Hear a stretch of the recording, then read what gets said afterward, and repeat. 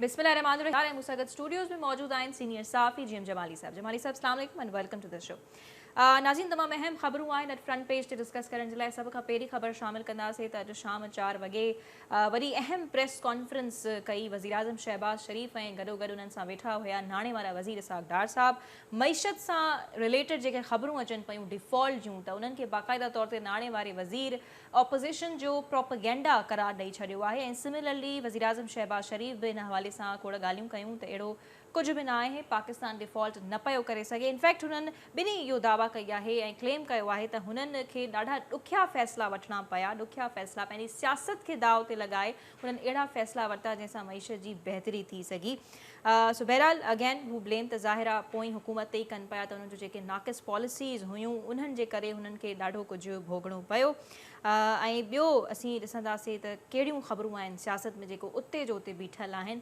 ऐं ज़ाहिर आहे उन्हनि ख़बरुनि खे जेकॾहिं असीं गौर कयूं त उन्हनि मां हिकिड़ी ख़बर इहा आहे त फवाद चौधरी इहो क्लेम करे थो PTI जे तरफ़ां त 20 डिसंबर ते जेकॾहिं ताईं उन्हनि खे इलेक्शन जी तारीख़ नथी मिले त हू 20 डिसंबर ते असेंबलियूं टोड़ींदा। त इहो हिन वक़्त ताईं उहे बयानु साॻियो ई बयानु असीं गुज़िरियल हफ़्ते बि डिस्कस कयो हुयोसीं। हिन वक़्त ताईं उहा फवाद चौधरी साहब साॻी यानी PTI साॻी ॻाल्हि करे पई। सो बहरहाल जमाली साहब, मईशत वारी ख़बरुनि ऐं वज़ीर आज़म शहबाज शरीफ़ जी जेकी अॼु प्रेस कॉन्फ्रेंस थी अहम, उन सां बि असीं शुरूआति करे था वठूं। डेली मेल जी उन्हनि ॻाल्हि कई त डेली मेल हुननि खां माफ़ी वरिती आहे। न सिर्फ़ु मूं ते इल्ज़ाम बि हुननि लॻाया पर हुननि खां माफ़ी बि वरिती डेली मेल। इहो असीं ॾाढो ॾिसूं था, इन जी बि हिकु सीरीज़ असीं ॾिठीसीं, चाहे जमाली साहब ब्रॉडशीट वारो मामिलो हुजे या ॿिया अहिड़ा मामला, त असीं ॾिसूं था त नून लीग खां माफ़ियूं वठंदे माण्हू अहिड़ा इदारा या अहिड़ियूं अख़बारूं जेके आहिनि इंटरनेशनल ख़ासि करे उहे माफ़ियूं वठंदे नज़र अचनि था। इन में असीं ॾिसूं था त इमरान ख़ान जेके इल्ज़ाम लॻाईंदो रहियो त छा उहे वाक़ई में यानी असीं प्रॉपरली वाज़े तौर ते चई सघूं था त उहो ग़लति हुयो जेके जेके इल्ज़ाम नून लीग ते हणनि पिया, या ANF वारो मामिलो तव्हां ॾिसी वठो। सो बहरहाल प्रेस कॉन्फ्रेंस खां शुरूआति करे था वठूं जमाली साहब। ॾिसो, असां पंहिंजे पुराणनि जेके प्रोग्राम्स हुया उन में वाज़े तौर ते ॿुधायोसीं त मईशत ख़राबु आहे पाकिस्तान जी, सही, पर उहा ईअं न आहे जीअं बयानियो PTI ठाहे रखियो आहे। बेसिकली तव्हांखे हाणे आउं डिटेल पंहिंजे बल्कि सार्फिन खे बि असां ॿुधायूं, 35,000 माण्हू जेके आहिनि मुल्क जे अंदरि ऐं मुल्क खां ॿाहिरि PTI social media worker hire कयल आहिनि, बाक़ाइदा जेके हिननि जा पेड एम्प्लॉइज़ आहिनि। उन्हनि खे ई टास्क ॾिनल आहे त मौजूदा हुकूमत या इस्टेब्लिशमेंट या अदलिया, जॾहिं हिननि खे अदलिया ते इस्टेब्लिशमेंट ते खे टारगेट करिणो हूंदो आहे त हिननि जा जेके कॉन्टेंट हूंदा आहिनि उहे तव्हां ॾिसो त ॿाहिरि जेके हिननि जा वेठा आहिनि सोशल मीडिया जा वर्कर, पेड वर्कर जेके वेठा आहिनि, मां तव्हांखे हिनखे तादाद ॿुधाए छॾी त हाणे इहा अथेंटिकेट तादाद आहे। ऐं कंहिं बि फोरम ते जेको आहे इहा अॼु न सुभाणे तव्हां ॾिसंदा त पाण ई मंज़र आम ते बि अची वेंदी, त उहे जेके हिननि जा पेड एम्प्लॉइज़ आहिनि जिन खे ॿियो कोई कमु न आहे, उनजो कमु इहो ई आहे त सोशल मीडिया ते वेही करे ट्विटर जे ज़रिए, इंस्टा जे ज़रिए, फेसबुक जे ज़रिए, यूट्यूब जे ज़रिए, टिकटॉक जे ज़रिए तव्हांखे मुख़्तलिफ़ कॉन्टेंट जनरेट करे, ऐं चाहे उहो इस्टेब्लिशमेंट जे ख़िलाफ़ु हुजे, अदलिया जे ख़िलाफ़ु हुजे, मीडिया जे ख़िलाफ़ु हुजे ऐं हुकूमत जे ख़िलाफ़ु हुजे, त इहो हिननि जो प्लान गेम जेको आहे उहो आहिस्ता आहिस्ता पहुचो त वक़्त जे हिसाब सां जेको आहे इहो शयूं आहिस्ता आहिस्ता इहे मंज़र आम ते ईंदियूं। त हिननि जेको गेम कयो हुयो उहो इहो ई कयो त पाकिस्तान खे डिस्टेबलाइज़ करण जूं एतिरियूं अफ़वाहूं फैलाए छॾियो त जीअं मुल्क में इकोनॉमी जो जेको टायर हूंदो आहे उहो न घुमी सघे। बेसिकली इहा हिननि जी साज़िश हुई। ऐं असां पंहिंजे हर प्रोग्राम में चवंदा हुआसीं त मईशत बिल्कुलु कमज़ोर आहे, इहो असां नथा चऊं त असां कोई स्टेबिलिटी जे तरफ़ आहियूं, पर इन डिस्टेबलाइज़ेशन में भरपूर तरीक़े सां PTI पंहिंजो रोल अदा कयो आहे। ऐं अफ़वाहुनि जे ज़रिए जंहिंमें काई सदाकत न हुई। पहिरियों त असां सिर्फ़ु हिन मईशत ते अचूं त गुज़िरियल 7 महीननि खां PTI हिकिड़ो शोशो छो ॾींदे रही त पाकिस्तान कॾहिं चवनि त श्रीलंका बणिजण वारो आहे, कॾहिं चवनि त डिफॉल्ट थियण वारो आहे, कॾहिं एक्ज़ैक्टली त हिननि जो जेको हो त पाकिस्तान जी मईशत जेकॾहिं सम्मिलिजी वई त हिननि जो त रोल ई सियासत मां ख़तमु थी वेंदो न। छो जो त ही त बेबी हुया सियासत जा, जिन खे नैपकिन तब्दील करे जेको आहे कुझु माण्हू हिन सियासत में खणी आया हुआ। हिननि खे पंहिंजे दौर में त इहे 8 फाइनेंस मिनिस्टर चेंज करे चुका आहिनि। मसइलो इहो न हो, हिननि खे इहा ख़बर हुई त हाणे पाकिस्तान हिकिड़ी बहितरी जी तरफ़ वञी रहियो हुयो, त उन बहितरी खे हिननि डिस्टेबलाइज़ करण जे इन सोशल मीडिया जे प्लेटफॉर्म खे एक्चुअली इस्तेमालु कयो। ऐं उहो तव्हांखे आउं ॿुधायो त 35,000 हिन पंहिंजा अहिड़ा पेड वर्कर्स रखियल हुआ जेके पंजाब में सिंध में वरी ख़ासि तौर गादी जो शहर जेको कराची आहे, अहिड़े तरीक़े सां लाहौर में, पेशावर में ऐं ॿियो वरी मुख़्तलिफ़ डिस्ट्रिक्ट्स में, पंजाब ऐं केपी में उन्हनि जी वॾी तइदाद आहे, कराची में यकीनन घटि तइदाद आहे। बाक़ी इन्हनि जा तव्हांखे मिलंदा अमेरिका में, लंदन में, ऑस्ट्रेलिया में, डबलिन में, आयरलैंड में, मक़सदु मुख़्तलिफ़ जेके कंट्रीज़ आहिनि, पाकिस्तान ऐं गैर मुल्की मुल्क में मिलाए करे 35,000 हिननि जो जेको प्लान हुयो त हिन सोशल मीडिया जे ज़रिए, छो ज़ाहिर आहे सोशल मीडिया हिकिड़ो अहिड़ो टूल आहे जेको इंटरनेशनली ज़ाहिर ॾिठो थो वञे, सबको ॾिसे पियो। हाणे हिननि जो गेम इहो ई हो त दुनिया में जेके इन्वेस्टर्स पाकिस्तान में इन्वेस्टमेंट करणु चाहिनि था उन्हनि खे कंफ्यूज़ कजे, या दुनिया में जेके तव्हां ॾिठो हूंदो त जॾहिं UN पाकिस्तान खे तमामु घणो इमदाद करे रही हुई सैलाब मुतासिरीन जे हवाले सां, त हिननि हिकिड़ी ग़लति तस्वीर जेकी हिकिड़े अटे जी थेले जी तस्वीर जेका आहे उनखे वायरल कराई ॼाणी वाणी, ऐं 1500 माण्हुनि जेको आहे टैग कयो UN जे सेक्रेटरी जनरल खे, जंहिंमें हू पाण पोइ कंफ्यूज़ थी विया त हीउ छा मसइलो आहे, ऐं उन्हनि खे तरदीद करणी पई त इहा इंडिया में जंहिं वक़्तु सैलाब आयो उन जी हिकिड़ी अटे जी तस्वीर, छो जो UN जेको आहे अटो पाकिस्तान खे ॾिनो ई कान हुयो, पर हिननि ग़लति तस्वीर ते ग़लति प्रोपेगेंडा करे पाकिस्तान खे बदनाम करण जी कोशिशि कई ऐं दुनिया खे कंफ्यूज़ रखण जी कोशिशि कई त पाकिस्तान जा हालात ॾाढा ख़राबु आहिनि, पाकिस्तान में इकोनॉमी जेका आहे तबाह थी वई आहे, पाकिस्तान डिफॉल्ट थियण वारो आहे, पाकिस्तान जी अहिड़ी सूरत नाहे जो ॿाहिरि जा इन्वेस्टर जेके आहिनि उते इन्वेस्टमेंट कनि, ऐं इहा तस्वीरूं न सिर्फ़ु हुननि UN जे सेक्रेटरी जनरल खे टैग कयूं, बल्कि इहे तस्वीरूं दुनिया जे मुख़्तलिफ़ मुल्कनि जे सरबराहनि जे ऑफिशियल ट्विटर्स ते, उन्हनि जे ऑफिशियल वेबसाइट ते ॼाणी वञी, त हाणे तव्हां हिननि जी मेंटेलिटी जो अंदाज़ो लॻाए सघो था त हिननि PTI जी सॼी टीम पाकिस्तान जी मईशत खे ऐं पाकिस्तान खे दाव ते लॻाइण में का कसर न छॾी।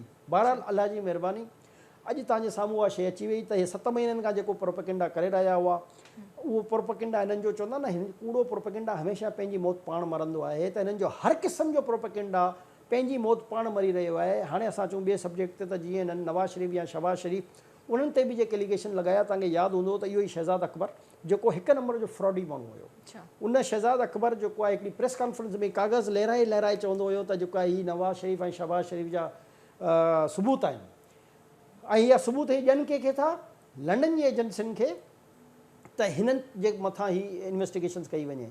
तव्हांखे यादि हूंदो त वरी लंडन जी एजेंसी जेको आहे इन्वेस्टिगेशन 1.5 साल इन्वेस्टिगेशन खां पोइ चयो त हिननि जेके असांखे सबूत प्रोवाइड ॾिना उन्हनि में काई बि क़िस्म जी असांखे करप्शन साबित न थी।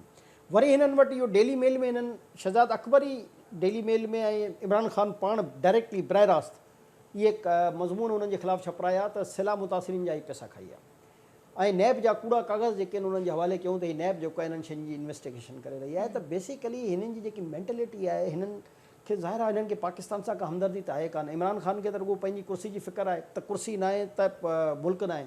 अहिड़े तरीक़े सां जेकी हिननि जी सॼी टीम आहे, उहा सॼी टीम जी जेकी सोच आहे उहा पंहिंजे मफ़ादनि जे गिर्द घुमंदी आहे त जेकॾहिं असां आहियूं त पाकिस्तान आहे, असां न आहियूं त पाकिस्तान कान्हे। त हाणे हिननि जो हिकु हिकु प्रोपेगेंडा मंज़र आम ते अची रहियो आहे। हाणे तव्हां इहो ॾिसो त मईशत में जेको आहे सुधार अचे पियो, मईशत संभलिजे पई, डिफॉल्ट वारियूं ख़बरूं त ख़ैर उन्हनि ऑपोज़िशन जो प्रोपेगेंडा करार ॾिनो ई, पर हू मईशत ते ॾाढो पॉज़िटिव नज़र आया त अहिड़ो कुझु आहे कोन, डिफॉल्ट नथो करे सघे पाकिस्तान। ॾिसो असां त मईशत जे नाणे जे वज़ीर त हाणे चई इहा ॻाल्हि, तव्हां असांजा पंहिंजा प्रोग्रामनि जी जेकॾहिं रिकॉर्डिंग ॾिसो त असां इहो पहिरें खां ई चवंदासीं त पाकिस्तान हिकु ज़िमेदार मुल्क आहे। पाकिस्तान हिकु एटमी ताक़त रखंदड़ वाहिद इस्लामी मुल्क आहे।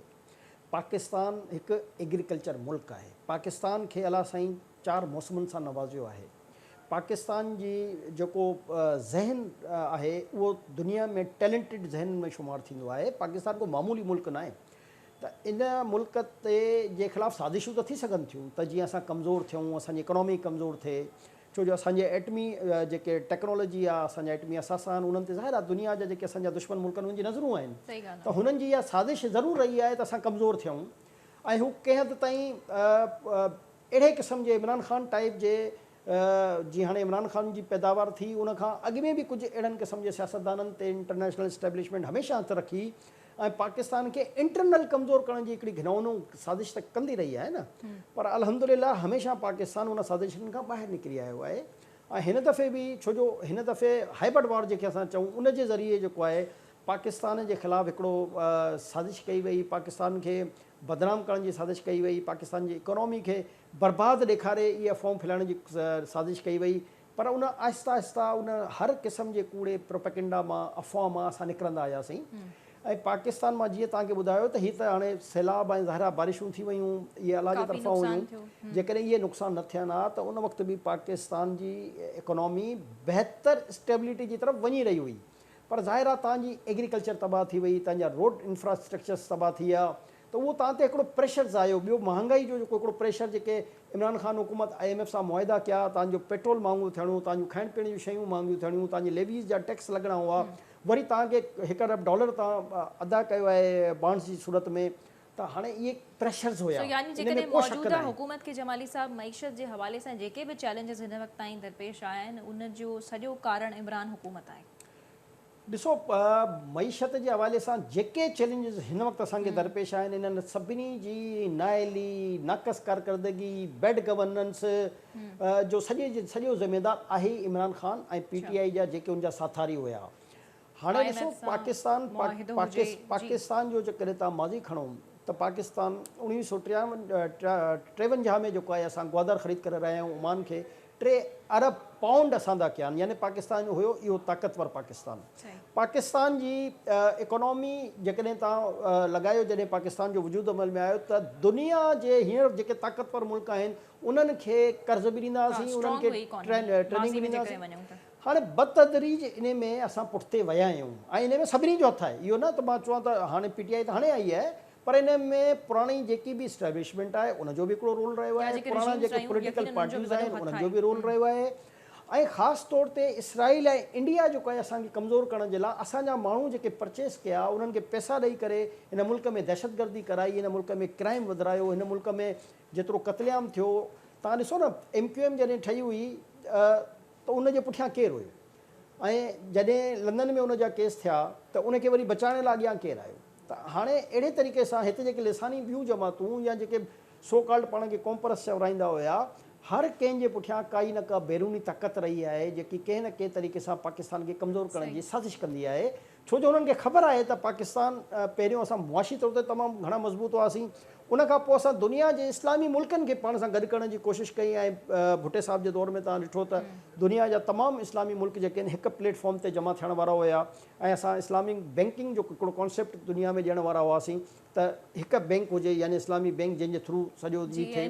त हीअ जेको डॉलर आहे इन मां असां सही सां कोई फ़र्क़ु न पिया। डॉलर जी जेके अॼु फ्लक्चुएशन जे करे असां सभु भुगतियूं था शयूं, त जेकॾहिं इहो थी वञे हा त शायदि असां हुकूमत जमाली साहब तव्हांखे डील कंदे कीअं नज़र अचे पई? एतिरो चलो जेकॾहिं चवंदा त बर्डनाइज़ आहियूं ऐं पोइ हुकूमत जी नाक़िस पॉलिसीज़ जे करे सभु भोगे रहिया आहिनि, त डील कंदे सही नज़र अचनि था तव्हांखे?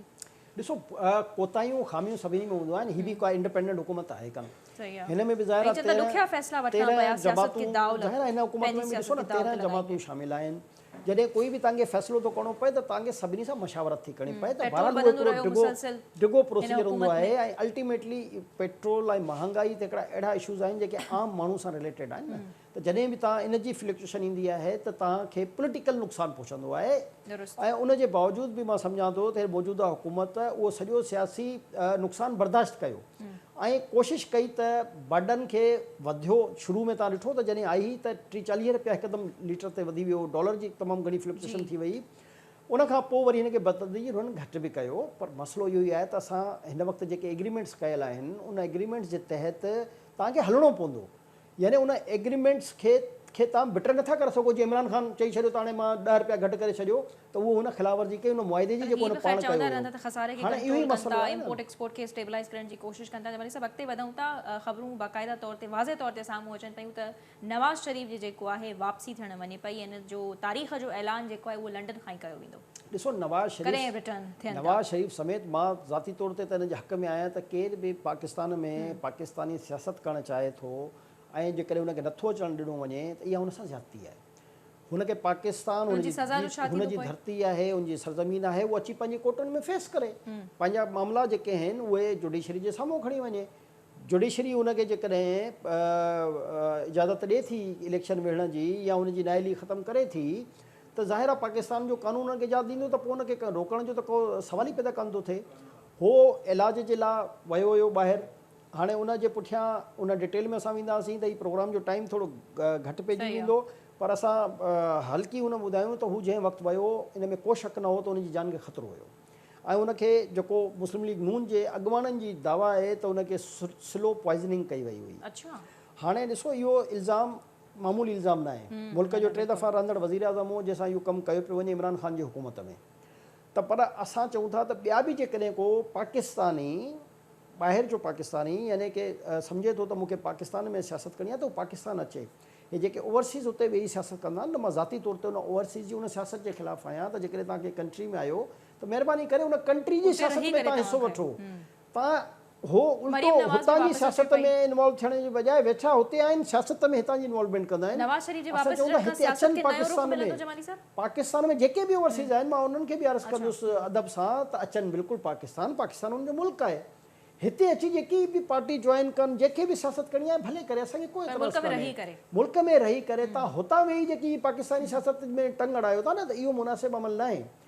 हिते अचे केर बि पाकिस्तानी आहे आज़ादाना तौर ते हिते अचे, पंहिंजी मर्ज़ी जी जमात जॉइन करे, पंहिंजी मर्ज़ी जी जमात जे इंतखाबी निशान ते हू इलेक्शन में हिसो वठे ऐं इलेक्शन विढ़े, को मसइलो कान्हे। हिन में न कंहिंखे एतिराज़ आहे। हाणे नवाज़ शरीफ वापसि नवाज़ शरीफ खे बि मां चवंदो सियासत खे नओं रुख मिलंदो, कोई सियासत नून में लीग अचे। इत्तेहादी जेकी हुकूमतूं आहिनि त इन्हनि खे तव्हां सम्झो था त हिकिड़ो नई डायरेक्शन मिली वेंदी ऐं काफ़ी असर पवण वञे पियो जेकॾहिं पंहिंजी इलेक्शन कैंपेन डायरेक्शन हिननि सियासी जमातनि खे छा मिलंदी, हर कंहिंजी पंहिंजी पंहिंजी सियासी जमात आहे। उहो ज़ाहिर आहे मुस्लिम नून खे हिकिड़ी डायरेक्शन आहे, असां चई सघूं था त उहा मिलंदी। हलाए सघनि था त उन ते असर पइजी सघे उहो थो। बि मुस्लिम लीग नून जो वोट जो मसइलो आहे न। ॾिसो नवाज़ शरीफ जे अचण या न वञण सां पाकिस्तान पीपल्स पार्टी खे कहिड़ो फ़र्क़ु पवंदो? नवाज़ शरीफ जे अचण या न वञण सां JUI खे कहिड़ो फ़ाइदो पवंदो, या अख्तर मेंगल जी पार्टी खे या MPN जी पार्टी खे कहिड़ो फ़ाइदो पवंदो? हिननि जो को वास्तो ई न आहे। हुननि जो अलॻि नज़रियो, हुननि जो अलॻि मंशूर, हुननि जी अलॻि पार्टी आहे। इत्तेहादी हुकूमत इत्तेहादी आहे, उहो नून लीग जे वोट जो मसइलो आहे। त नवाज़ शरीफ जी गैर मौजूदगी में पंजाब में या KPK में नून लीग जे वोट खे धक्को लॻो आहे।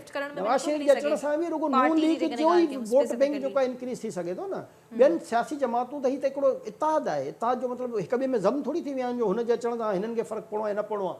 पीपल्स पार्टी जी पंहिंजी अलॻि आइडेंटिटी आहे। हलंदो रहंदो, मतिलबु हर शइ जे फ्लो सां हले थी सो हलंदी रहंदी। जमाली साहब हाणे ॻाल्हि कयूं था तमामु इम्पॉर्टेंट इशू जी, बल्कि उहो इम्पॉर्टेंट इशू खां अॻु में बि हिकिड़ो ॿियो अञा वधीक इम्पॉर्टेंट इशू आहे, उहो आहे त गैस जी फ़राहमी, गैस जी लोड शेडिंग जो बाक़ाइदा ऐलान कयो वियो आहे त सिंध 70% प्रोड्यूस करे पियो गैस ऐं उते 8 कलाक जेको आहे नाज़रीन लोड शेडिंग थियण वञे पई। ख़ैर तव्हांखे मां हिकिड़े ई वेले जी ॿुधाए थी छॾियां त 6 खां 9 बजे ताईं राति जो ही गैस जी लोड शेडिंग थियण वञे पई ऐं ॾींहं में बि ही बंदि कई वेंदी, यानी टोटल जेको आहे 8 कलाक बंदि कई वेंदी। त नाइंसाफ़ी न आहे जमाली साहब? त इहा बदनसीबी बि आहे, बदकिस्मती बि आहे ऐं इन सॼे जो बि वरी अल्टीमेटली ज़िम्मेदार इमरान ख़ान साहब आहे। अच्छा, ॾिसो पाकिस्तान में कॾहिं बि गैस जी ईअं लोड शेडिंग कान थींदी हुई, भले केॾियूं बि सर्दियूं हिते आयूं या वयूं, कॾहिं बि गुज़िरियल 3-4 सालनि में अक्सर करे ॾिसंदा आहियूं कुझु सालनि में गैस जी फ़राहमी घटि थी वेंदी आहे। कुझु सालनि में तव्हांखे इहा गैस जी फ़राहमी में प्रॉब्लम नज़र आयो आहे। अल्टीमेटली वरी ईंदुसि त मां जेको शाहिद खाकान अब्बासी दौर में LPG जा जेके एग्रीमेंट आहे जेके तमामु सस्ते रेट ते थियल आहे, उन खे हिननि स्कैंडलाइज़ कयो, उन्हनि ते करप्शन जा इल्ज़ाम लॻाया, शाहिद खाकान अब्बासी खे हिननि बंदि कयो। ॾिसो जॾहिं तव्हां कंहिं गैर मुल्क सां मुआहिदो कंदा आहियो न, त उन मुआदे में जॾहिं तव्हां इन क़िस्म जा घटिया इल्ज़ाम लॻाईंदा आहियो न, त उहो मुल्क बि तव्हां खां अवॉइड करणु शुरू करे छॾींदो आहे त हीअ अजीब क़ौम आहे, अजीब मुल्क आहे। हिकिड़ी हुकूमत हुई असां सां मुआदो करे ॿी हुकूमत आई त वरी एलिगेशन थी लॻाए। जीअं हिननि मोटरवे मुल्तान में तव्हांखे यादि इल्ज़ाम लॻाया त चाइना जेको आहे मुराद सईद जे चाइना में अचण ते पाबंदी लॻाए छॾी। त हाणे या ॾिसो न हिननि जो बदकिस्मत इहा ई आहे त इमरान ख़ान जो चवंदा इन करे हिन जो नालो इल्ज़ाम ख़ान इन करे पइजी वियो त बेसिकली हे रुगो इल्ज़ाम आणणु ॼाणनि था। भई तव्हां मोटरवे ते इल्ज़ाम लॻाया त पोइ करप्शन साबित कयो न। तव्हां LNG ते हेतिरा वॾा इल्ज़ाम लॻाए 2 साल जेको आहे मुल्क जे पुराणे अॻूणे वज़ीर आज़म खे तव्हां खणी जेल में विझी छॾियो, त पोइ उन इल्ज़ामनि मां त उहो बाज़त बरी थी वियो। हाणे हुनजा 2 साल वापसि करे ॾियो असांखे। जॾहिं क़ौम खे, हिकु क़ौम जो वज़ीर आज़म हो न, को वज़ीर आज़म मुस्लिम लीग नून जो त कान हुयो। जॾहिं कंहिं बि मुल्क जो वज़ीर आज़म थो थिए त उहो सॼी क़ौम जो वज़ीर आज़म आहे। त तव्हां क़ौम जे हिकिड़े अॻूणे वज़ीर आज़म खे बिला वजह कूड़ा इल्ज़ाम हणी जेल में विझी छॾियो, त उनजा 2 साल उनजे ख़ानदान खे, उनजी क़ौम खे, उनजी पार्टी खे उहे वापसि बि करे ॾियो न। हिननि जो मसइलो इहो आहे त हिन इन ई इल्ज़ाम ख़ासि तौर ते वरी बैरूनी मुल्कनि जा इल्ज़ाम। ॾिसो लोकल सियासत में हिक ॿिए ते इल्ज़ाम हणंदा रहंदा आहिनि, हिकिड़ी पार्टी ॿिए ते, ॿी पार्टी टीं ते केस बि ठहंदा रहंदा आहिनि, सभु कुझु थींदो रहंदो आहे। उहो असांजो इंटरनल मसइलो आहे, थींदो रहंदो आहे। गैर मुल्की मुआदनि ते जॾहिं तव्हां इल्ज़ाम लॻाईंदा आहियो, हाणे तव्हांखे मां हिकिड़ो ॿियो मिसाल ॾियां। ॾिसो रेकोडिक जो मसइलो हुयो, रेकोडिक ते उहो बि एग्रीमेंट बहरहाल हिकिड़ो थियो हुयो, हुकूमत पाकिस्तान कयो टर्की जी कंपनी सां। उन ते वरी माशाल्लाह असांजी अदलिया जेको आहे सो मोटो इफ़्तिखार चौधरी जे दौर में वठी करे उनखे इलीगल करार ॾिनो उन एग्रीमेंट खे। उनजो नतीजो छा थियो? हिकु त कमु बंदि थी वियो, ॿियो $10 अरब पाकिस्तान ते जुर्मानो लॻो। वरी मुश्किलनि सां वरी हुकूमतुनि उन्हनि सां ॻाल्हाए करे टर्की जी उन हुकूमत खे राज़ी कयो, सभु कुझु कयो। हाणे अलहमदुलिल्लाह वरी सुप्रीम कोर्ट उन मुआदे मां पंहिंजे पाण खे परे रखियो ऐं चयो त इन में असांखे को मसइलो कान्हे। त हाणे मसइलो जॾहिं बि तव्हां कंहिं गैर मुल्की सां मुआदो कंदा, कहिड़ी बि हुकूमत करे, मां इहो नथो चवंदा नून लीग करे या पीपल्स पार्टी करे या इमरान ख़ान, केर बि गैर मुल्की मुआदनि में मुहतात रहण जी ज़रूरत हूंदी आहे। इंटरनल तव्हां हिक ॿिए ते जेको वणे कयो, को मसइलो कान्हे, पर गैर मुल्की कंहिं बि मुल्क सां मुआदो करण में तव्हांखे उनजे मुआदनि ते अमल दरामद करणो पवंदो आहे। हिते बदक़िस्मती इहा ई थी वई त माज़ी में अञा तव्हांखे जेकॾहिं आउं बैकग्राउंड्स में खणी वञा त पावर जे मसइले ते न बिजली जे यानी मसइले ते तव्हांखे यादि हूंदो त नून लीग इहा हरकत कई पाकिस्तान पीपल्स पार्टी सां, ऐं बेनज़ीर भुट्टो ख़िलाफ़ु जेको आहे हिन क़िस्म जा कूड़ा केस ठहिराया हुआ त बिजली महांगी जो हू थियो ॾिसो हिन मुल्क में हूअं ॾिठो वञे त इहो आहे मक़ाफ़ाती अमल।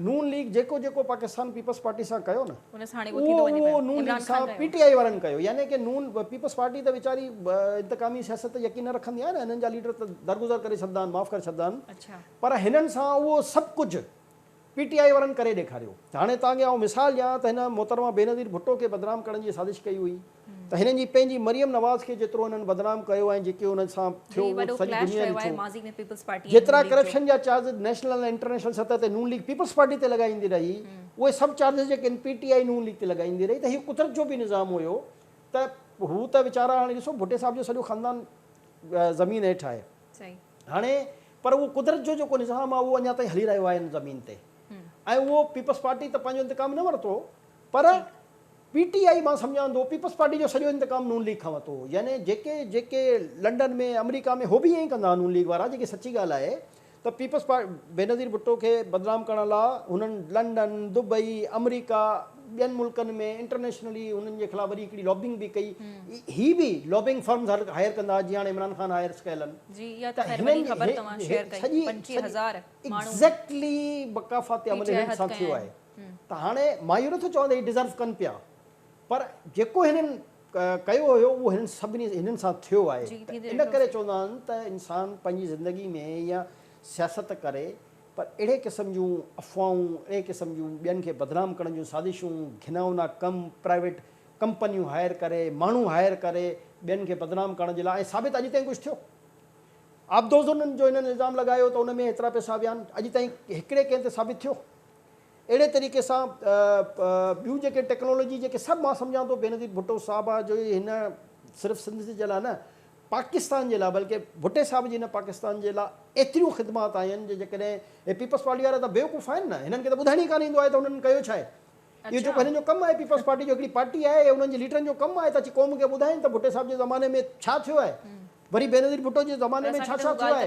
न हिननि खे इहा तमीज़ आहे त ॿुधाइनि त हिननि जा कहिड़ा प्रोजेक्ट्स आहिनि, न हिननि खे इहा तमीज़ आहिनि त ॿुधाइनि त हिन मुल्क जे लाइ हिननि केतिरी टेक्नोलॉजी जेका आहे भुट्टे साहिब जे दौर ऐं बेनज़ीर साहिब जे दौर में आई आहे, जेके असांजी फ़ौज वटि टेक्नोलॉजी आहे उहा कंहिंजे दौर में आई आहे। मसइलो इहो आहे न त पीपल्स पार्टी जा लीडर बि अजीब मेंटेलिटी जा आहिनि, त हू पंहिंजी शयुनि जे बारे में, मां चवां थो हिन मुल्क में जेकॾहिं इंसाफ़ जी, हिन मुल्क में जेकॾहिं इंसानी हक़नि जी, हिन मुल्क में जेकॾहिं ग़रीब खे हुनजे हक़ ॾियण जी, हिन मुल्क में राइट ऑफ इंफॉर्मेशन जी, हिन मुल्क में आज़ादी इज़हार, आज़ादी राय जी जेकॾहिं सभ खां वॾी अलमबरदार ऐं सभ खां वधीक फैसिलिटेट आइन जे ज़रिए, कानून जे ज़रिए का करण वारी आहे त उहा आहे पाकिस्तान पीपल्स पार्टी। चाहे मज़दूरनि जा हक़ हुजनि, चाहे साफ़िन जा हक़ हुजनि, चाहे कहिड़ा बि तव्हां हिन मुल्क में लॉज़ ॾिसो, लेबर लॉस खां वठी हेल्थ जे हवाले सां इनकलाबी क़दम हुजनि, ज़राअत जे हवाले सां हुजनि, पर बदकिस्मती आहे त हाणे मसइलो इहो आहे न, असां ॻाल्हाईंदासीं त माण्हू सम्झंदा अलाए हिननि जो पीपल्स पार्टी जे घरो लाड़ो आहे, मुसीबत इहा आहे, पर हक़ सच त ॻाल्हाइणो पवंदो न। हाणे कंहिं न कंहिंखे त इहो ॿुधाइणो पवंदो त भई जंहिं बि तव्हां इनकलाबी तव्हां टेक्नोलॉजी जी ॻाल्हि था कयो त उहो खणी केरु आयो आहे। हाणे तव्हांखे मां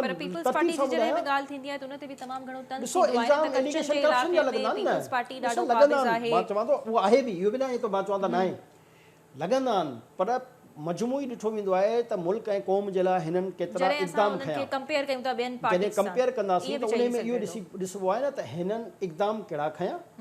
हिन मुल्क में कंहिं वॾियूं वॾियूं यूनिवर्सिटियूं ठाहे ॾिनियूं, हिन कंहिं मुल्क में वॾियूं वॾियूं अस्पतालूं ठाहे ॾिनियूं, हाणे हिन मुल्क में कंहिं जेको आहे तव्हांखे आइन ठाहे ॾिनो, कंहिं तव्हांखे पंहिंजे हक़नि जे बारे में ॿुधायो, कंहिं तव्हांखे पंहिंजे कानून जे बारे में ॿुधायो।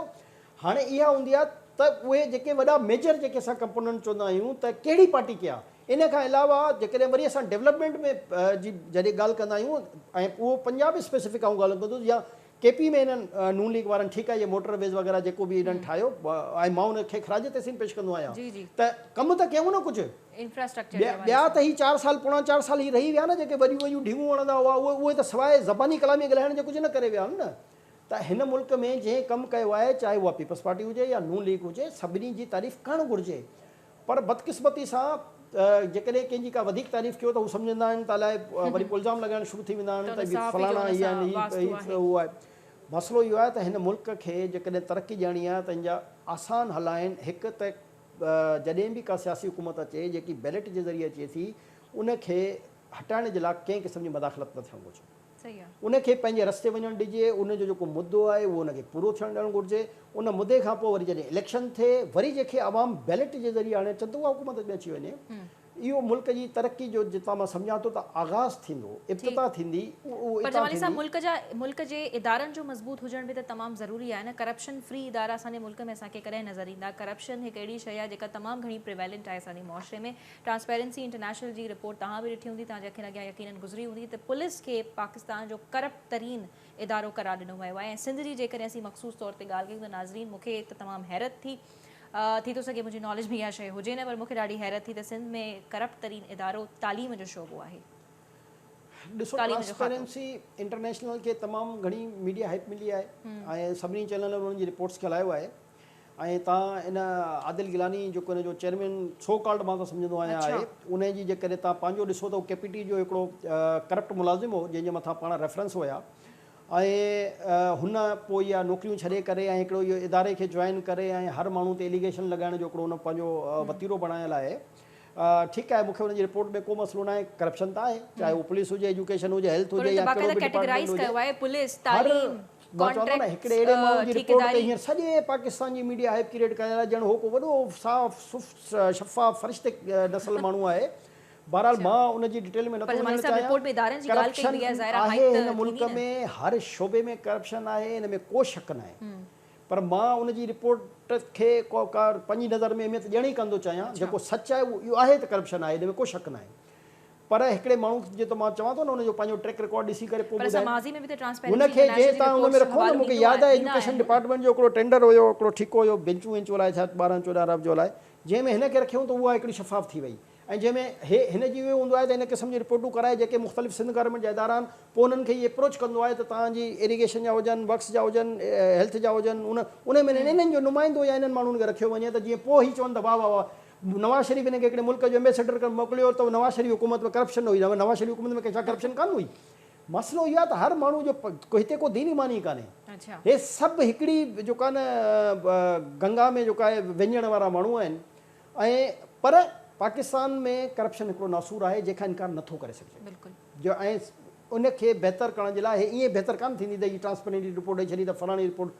इनखे बहितर करण जे लाइ असांखे हर इदारे खे मज़बूत करिणो पवंदो। असांजी हिते प्रॉब्लम इहा आहे त जेकॾहिं कोई इदारो मज़बूत, हाणे मिसाल जे तौर ते हाणे जीअं असां ॻाल्हि कईसीं भई नैब आई, नैब खां पोइ छा करप्शन ख़तमु थी जा? नैब खां पोइ त करप्शन में 100 गुना इज़ाफ़ो थी वियो आहे। जेकॾहिं तव्हां नैब खां अॻु में ॾिसो, तव्हां ॾिसो असां हलंदा आहियूं हलो तव्हां तफ़सीली एजेंडा ते त 99 में इहो ई 97 में सॉरी 98 में ई खणी आया नवाज़ शरीफ़ वारा एहतिसाब जो निज़ाम खणी आया, सैफ़ुर रहमान खे हुनजो चेयरमैन करे छॾियऊं। ठीकु आहे, उनखां पोइ एहतिसाब ब्यूरो थी वियो ऐं जनरल मुशर्रफ हिनखे टेक ओवर करे छॾियो। त सभ खां वधीक करप्शन त हिननि जे दौर में थी जॾहिं नैब ठही आहे। नैब खे त इंजीनियरिंग लाइ जेको आहे क़ाइमु कयो वियो त पंहिंजे मुख़ालिफ़ खे जेको आहे कीअं करे वञे। हिकिड़ो कारो कानून त 3 महीना जेको आहे तव्हां उन वक़्त में उनखां सवाल न पिया करे सघो त कंहिंखे बि खणी बंदि करे छॾियऊं। ऐं नैब जो कानून इहो हो त जंहिंखे करप्शन कई आहे उनखे चवंदा त हाणे तोखे साबित करणी आहे त तूं करप्ट न आहे। इहो कानून आहे को भई जंहिं ॿधो आहे उहो त उनजी ज़िमेदारी आहे न तूं साबित करे त हीउ करप्ट आहे। त नैब जो कानून जेको आहे उहो हिकिड़ो मां सम्झां थो हिन मुल्क जे लाइ नासूर कानून हुयो। यानी 100 रुपयो करप्शन करे तव्हां 25 रुपया नैब में जमा करे छॾियो त तव्हांजी 75% जी करप्शन जेको आहे लीगल थी वई। त नैब त सभ खां वधीक बदतरीन ऐं करप्ट हिकिड़ो इदारो हुयो जंहिं अञा करप्शन खे फ़रोग़ ॾेई छॾियो हिन मुल्क में। त अहिड़नि इदारनि खे ठाहिण सां तव्हांजी क्रेडिबिलिटी वधंदी या क्रेडिबिलिटी ख़राबु थींदी या सही थींदी? तिन पोयां सबब छा आहे? इदारा ख़ुदि मुख्तियार न आहिनि जीअं असीं नैब बाबा उन में बि त उन में बि त इहे ई माण्हू हूंदा न जेके ॿियनि एहतिसाब करण वारा इदारनि में आहिनि। उहो इम्पोर्ट करे त कान ईंदव न, त मेंटेलिटी त उहा ई आहे न साॻी। त मसइलो इहो आहे त माण्हू असांखे माण्हुनि खे ॾिसो, माण्हू मेरिट ते रखी करे तव्हांखे उन्हनि खे उहे एडवांटेज ॾियणा आहिनि त बाबा हाणे तव्हां हे करप्शन छो वधंदी आहे ॾिसो असांखे उनजे कॉस्ट ते वञण जी ज़रूरत हूंदी आहे जी, त आख़िर root इहा cause ते, करप्शन जड़ खां छो वञी करे वधंदी ॾिसणु आहे खपे त छा करप्शन मसइलो छो वधंदी आहे हिकु जॾहिं तव्हां जेकॾहिं सरकारी मुलाज़िम रखो था त उन्हनि जे ॿारनि खे तव्हां मुनासिब स्कूलनि में तालीम नथा ॾेई सघो तव्हां उन्हनि जी मुनासिब अस्पतालनि में उन्हनि खे तव्हां उन्हनि जी हेल्थ जी सहूलियतूं नथा ॾेई सघो तव्हां उन्हनि खे मुनासिब तरीक़े सां उन्हनि खे ट्रांसपोर्ट फैसिलिटी नथा करे सघो तव्हां उन्हनि खे पीअण जो पाणी कान था ॾेई सघो तव्हां उन्हनि खे बिजली जी सहूलियतूं कान था ॾेई सघो तव्हां उन्हनि खे कंहिं क़िस्म जी सहूलियत नथा ॾियो पघार रखो था उन्हनि जा तव्हां 30-40-50 हज़ार पघार हाणे उन 30-40-50 हज़ार पघार में हू पंहिंजी सॼे फैमिली खे किथां हलाईंदो अल्टीमेटली हो करप्शन ते वेंदो भाई गवर्नमेंट खे कानून अहिड़ा ठाहिणा पवंदा हाणे तव्हां मिसाल वरी उहो ई आहे न मिसाल ॾींदा आहिनि लंडन जी अमेरिका जी हाणे लंडन अमेरिका जी तव्हां हिकिड़े सिपाही जी पघार त ॾिसो तव्हां हिकिड़े टीचर जी पघार त ॾिसो हिते तव्हां टीचर खे 40,000 पघार ॾेई या सोचींदो त तव्हांजे हिन हेॾे स्कूल जे जेका ॿारनि खे एतिरो पढ़ाईंदो हाणे तव्हां हिकिड़े डॉक्टर खे जेका 70-80 हज़ार रुपया पघार ॾेई चवंदो त हीअ 8 कलाक जेका ड्यूटी करे हिते इलाजु कंदो ऐं प्राइवेट जेको आहे वरी उहो पंहिंजी क्लिनिक न कंदो नथो थी सघे तव्हांखे हिन पूरे निज़ाम खे सही करिणो पवंदो त जेकॾहिं को सरकारी मुलाज़िम तव्हां रखो था त उनखे तव्हां उन क़िस्म जा एडवांटेजिस ॾियो जो हू करप्शन जी तरफ़ वञे ई कान ऐं पोइ उन सरकारी पंहिंजी जंहिं बि शोबे में आहे उनखे पंहिंजो ईमान सम्झी करे उन ते नौकरी करे करप्शन जे पोयां बि सरकार आहे जमाली साहब सरकार हथी ॾे पई जेसिताईं तव्हां न ठाहींदो प्रॉपर सैलरीज न पई ॾे सिस्टम प्रॉपर असां इहो था चऊं त पैसा न पिया मिलनि जो पंहिंजी रूट ज़रूरतूं कॉज ख़ासि जेके पूरी करे करप्शन जा आहिनि उन्हनि खे ख़तमु करण जे लाइ इहो तव्हां rightly पहिरियों point out तव्हांखे कयो, हर root cause इदारे तव्हां में माण्हुनि खे उन हिसाब सां फैसिलिटेट करिणो पवंदो ऐं पोइ हिकिड़ो सख़्तु कानून ठाहिणो पवंदो त बाबा हाणे तव्हांजी जेकी लिविंग स्टैंडर्ड जो मयार जेको आहे गवर्नमेंट उन जा ही पहिरियां फिक्स करे छॾिया आहिनि ही फैसिलिटीज़ तव्हांखे मिलंदी हाणे जेकॾहिं करप्शन थींदी त उनजी सज़ा पोइ ही आहे तव्हां वे आउट ॾेई उन्हनि खां रिज़ल्ट वठंदा न माण्हुनि जो तादाद एतिरे नंबर में आहे न जो हुकूमत बि शायदि पाण कंफ्यूज़ न थींदी हूंदी त एतिरनि माण्हुनि खे कीअं कंट्रोल कजे ही तालीम जे शोबे में ई ॾिसो को कमु पैसनि खां अलावा कोन थिए पियो या जहिड़ो बि शोबो हुजे जहिड़ो बि डिपार्टमेंट हुजे त हुकूमत एतिरे नंबर खे कीअं हिकदमि कंट्रोल कंदी आहे वाकई में का पॉलिसी अहिड़ी खणी अचनि जी तव्हां हिकु स्ट्रेटजी जी ॻाल्हि कई त काफ़ी बदिलाव अची सघे थो हाणे तव्हां ॾिसो न हीअ छा आहे ऑफिशियल असांजी 22 करोड़ जी आबादी आहे 30 करोड़ असां लॻाए छॾियूं चाइना 1.5 अरब जी आबादी आहे सही आहे पोइ उते छो आहे बेसिकली नियत सही आहे नियत हुकुमराननि जी कंहिं बि हुकूमत जी नियत सुठी हुजे कोई मसइलो कान्हे नियत रेगुलेशन हाणे तव्हांखे मां नंढी नंढियूं मिसालूं ॿुधाए थो छॾियां त असां पोइ दफ़े प्रोग्राम में ॻाल्हि कईसीं त जेके सरकारी ऑफिसर्स ही आहिनि इन्हनि सभिनी वटि तव्हां ॾिसो न बंगला गाॾियूं फ्यूल एडवांटेज बिजली जा बिल आहे एम्प्लॉइज़ खे कुझु बि कान्हे मसइलो इहो आहे त तव्हां भाई रेगुलेट कयो सभिनी खे बराबरि ऐं हाणे बि ही जेको मेगा करप्शन केस हो हिन जा सभिनी खे बराबरि रेगुलेट कयो न त तव्हां उन्हनि जूं बजाए इन जो तव्हां लख रुपए पघार था ॾियो भाई तव्हां उन्हनि खां 3 लख रुपया पघार ॾेई उन्हनि जूं इहे फैसिलिटियूं विड्रॉ कयो ऐं पोइ वरी इन पघार जो रेशो हेठि ताईं ट्रिकल डाउन कयो जॾहिं हेठि ताईं उन पघार जो रेशो तव्हांजो ट्रिकल डाउन थींदो ऐं मथी ताईं ऐं उनखे वरी पोइ इहे जेके अरबे खरबे रुपया तव्हां उनजे मुख़्तलिफ़ मदनि में विझी रहिया आहियो इहे न विझो यानी तव्हांखे बोझ न पवणो आहे बजट ते जेकॾहिं तव्हां उन्हनि जी कैलकुलेशन कयो जेके नॉन एक्सपेंडिचर असां चवंदा आहियूं उनखे जेकॾहिं तव्हां कैलकुलेशन कंदो त इहो तव्हांखे बोझ बि कान पवंदो पर सवाल इहो को थियण कान ॾींदो ब्यूरोक्रेसी में को कानून साज़ी न मामलनि जी न करणु ॾींदो छो जो उन्हनि खे ख़बर आहे वॾी जेकी लेवल जी ब्यूरोक्रेसी ऐं वॾा जेके पॉलिटिशियन आहिनि उहे त फ़ाइदा ई इन्हनि जा इहे मुफ़्त जा मैदान न जीअं हाणे तोशाखाना आहे भई तोशाखाना जे लाइ हिकिड़ो कानून छा ठाहिणो आहे हिकिड़े मिंट जो कमु आहे जेकॾहिं नियत हुजे बाबा तोशाखाना में अॼु खां पोइ जेको बि गिफ्ट ईंदो उन जो ओपन एक्शन थींदो इन खां अलावा को तरीक़ो न हूंदो ॻाल्हि ख़तमु करप्शन ख़तमु करप्शन हिननि खे ख़तमु ई न करणी छो जो नियत ई कान्हे कंहिंजी भई जंहिंजी नियत सुठी हूंदी त करप्शन ख़तमु करणु को मसइलो कान्हे सुवाल इहो हूंदो आहे नियत जो त जेकॾहिं तव्हांजी नियत ठीकु आहे त पोइ मसइलो कान्हे पर हिते कंहिंजी बि नियत सही न आहे तमामु मिसाल ॾेई करे इहो वाज़ह कयो त तव्हां चाइना जो बि सुठो मिसाल ॾिनो त नाज़रीन जीअं जमाली साहब बि चवंदा त सही ॻाल्हि नियत जी हूंदी आहे तव्हां अहिड़े मैकेनिज़म ठाहियो पर शायदि ईअं लॻे पियो अफ़सोस सां इहो असांखे बि चवणो पवे थो त शायदि इहा नियत आहे ई कोन ऐं कोई चाहे ई न पियो ख़ासि करे असांजे मुल्क जा हुकुमरान त करप्शन ख़तमु थिए सो बहरहाल पंहिंजो फीडबैक ॾियणु न विसारींदा इजाज़त ॾींदा अल्लाह हाफ़िज़